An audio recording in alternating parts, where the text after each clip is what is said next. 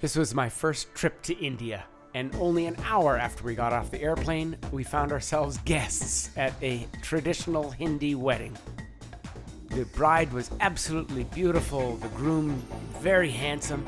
We managed to sit with them and we had tea with them. We enjoyed the traditional introduction to a spectacular cultural experience.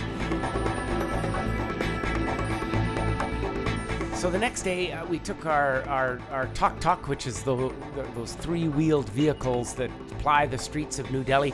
I asked my driver to take me to a place where I could get a haircut because I felt kind of guilty that I was at this wedding the night before looking the way I did.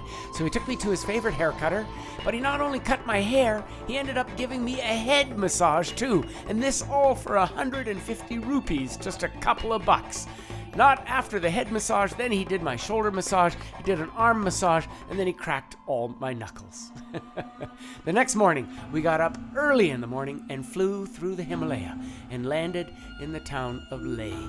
And Leh is in Ladakh. Ladakh is one of the 3 Himalayan kingdoms. You've heard of Nepal and Bhutan. This is the 3rd. We took a big physiological hit coming here.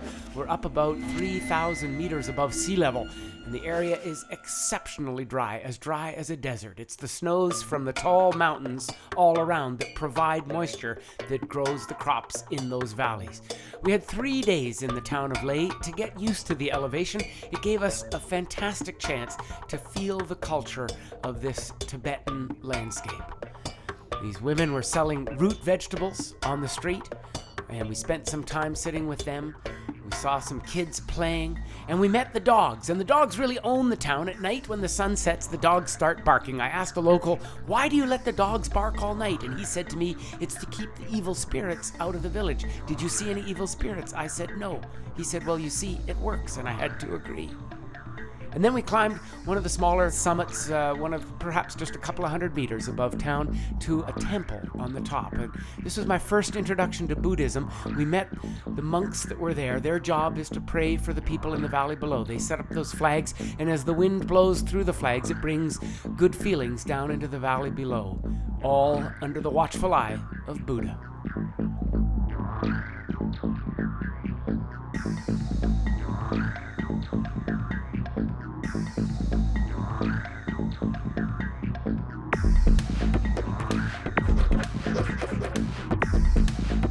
We spun the prayer flags, and then my wife figured out that we could hire a local dance troupe to come and dance on the top of our hotel.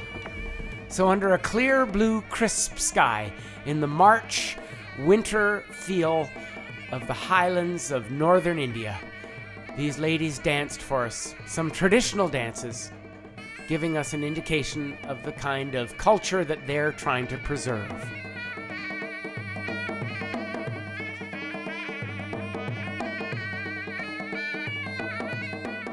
But then we felt the mountains call us. We were there, after all, to look for snow leopards.